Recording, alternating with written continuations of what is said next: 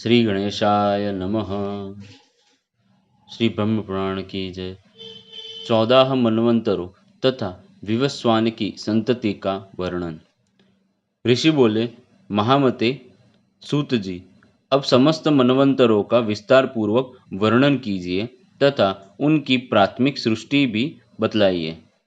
लोमहर्षण ने कहा, विप्रगण, समस्त मनवंतरों का विस्तृत वर्णन तो 100 वर्षों में भी नहीं हो सकता, अतः संक्षेप में ही सुनो।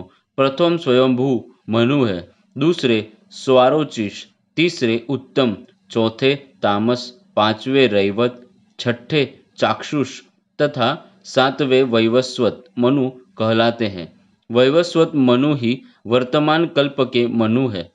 इनके बाद सार्वणी, भौत्य, रौच्य तथा 4 मेरु सावर्ण्य नाम के मनु होंगे। ये भूत, वर्तमान और भविष्य के सब मिलकर 14 मनु है। मैंने जैसे सुना है उसके अनुसार सब मनुओं के नाम बताए। अब इनके समय में होने वाले ऋषियों, मनुपुत्रों तथा देवताओं का वर्णन करूंगा। मरीच, अत्रि, अरिंगा, पुलह, क्रतु, पुलत्स्य तथा वशिष्ठ, ये 7 ब्रह्मा जी के पुत्र उत्तर दिशा में स्थित है, जो स्वयंभू मनवंतर के सप्तऋषि है।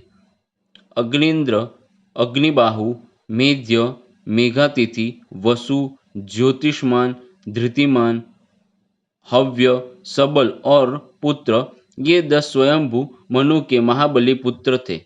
विप्रगण, यह प्रथम मनवंतर बतलाया गया। स्वारोचिष मनवंतर में प्राण, बृहस्पति, दत्तात्रेय, अत्रि, च्यवन, वायु प्रोतक तथा महाव्रत, ये 7 सप्तऋषि थे।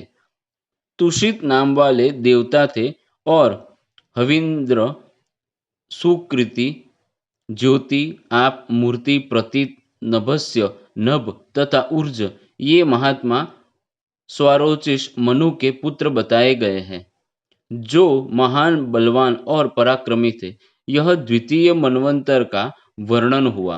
अब तीसरा मनवंतर बतलाया जाता है, सुनो।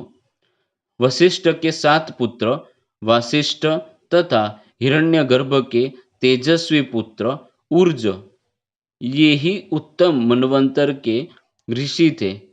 ईश, ऊर्ज, तनुर्ज, मधु, माधव, शुचि, शुक्र, सह, नभस्य तथा नभ, ये उत्तम मनु के पराक्रमी पुत्र थे।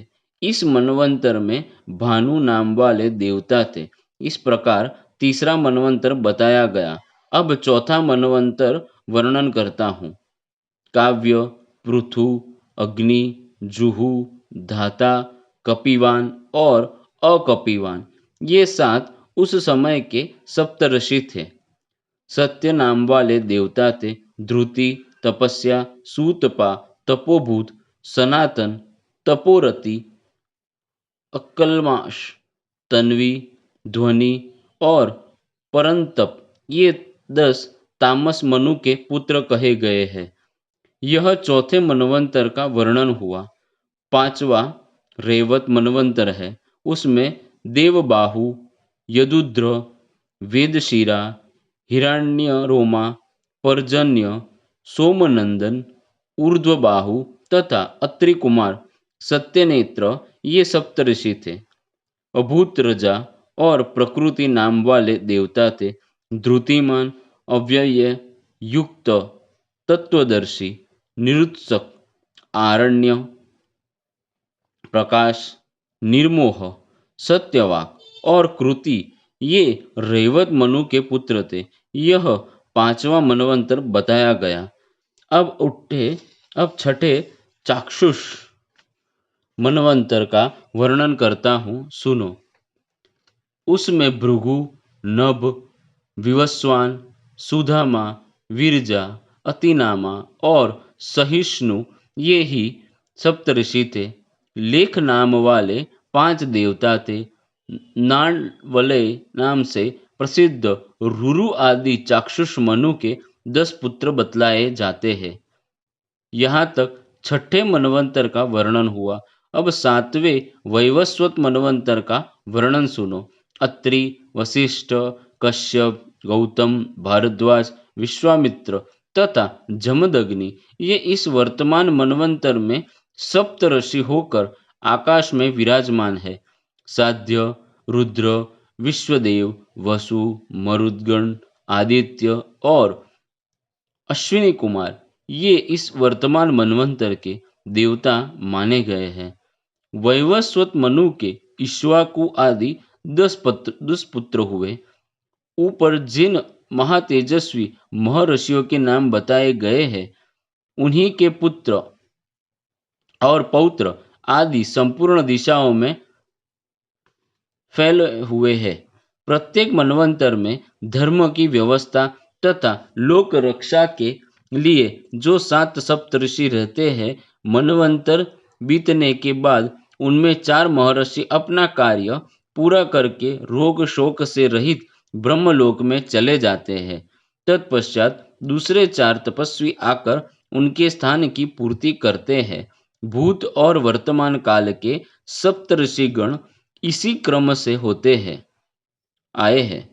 सावर्णी मनवंतर में होने वाले सप्तऋषि ये हैं: परशुराम, व्यास, आत्रेय, भारद्वाज कुल में उत्पन्न द्रोण कुमार, अश्वत्थामा, गौतमीवंशी शरद्वान, कौशिक कुल में उत्पन्न गालव तथा कश्यप नंदन औरव, वेरी, अध्वरीवान, शमन, द्रुतिमान, वसु, अरिष्ट, अदृष्ट, वाजी तथा सुमति ये भविष्य में सावर्णिक मनु के पुत्र होंगे।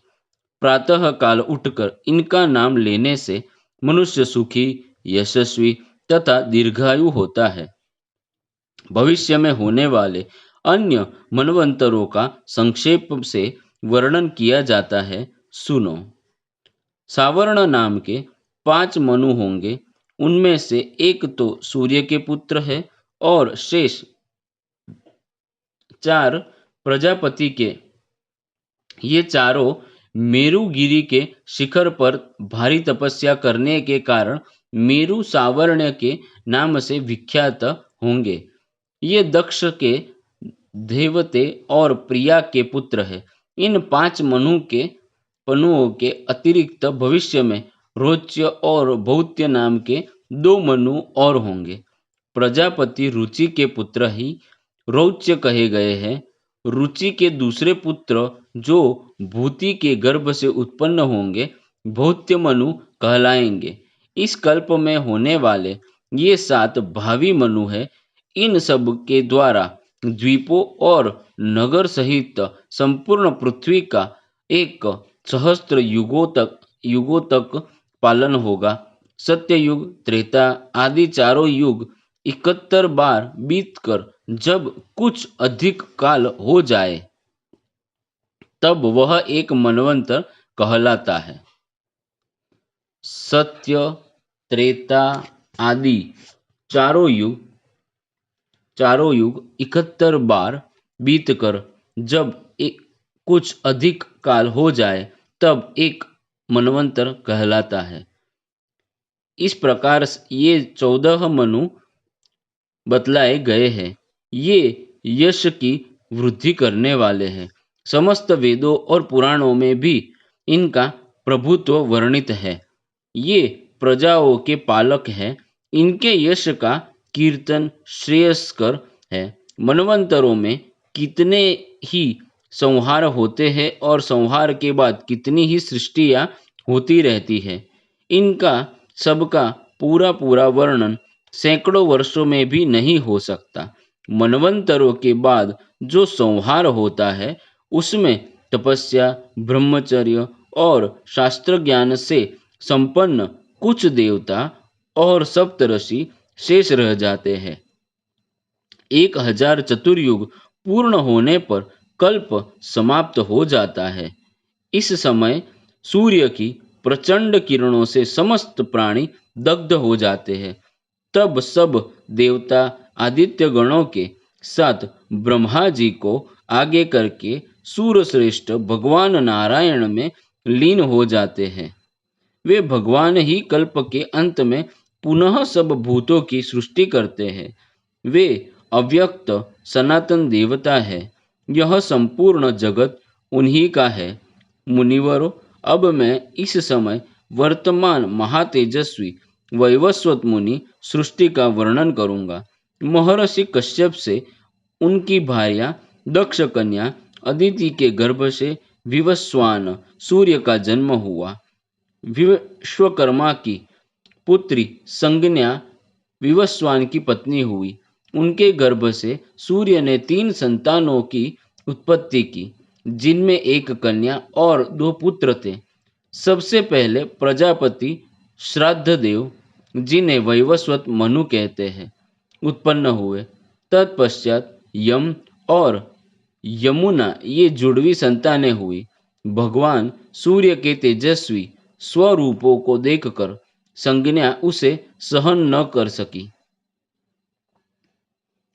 उसने अपने ही समान वर्ण वाली अपनी छाया प्रकट की। वह छाया संज्ञा अथवा सवर्णा नाम से विख्यात हुई।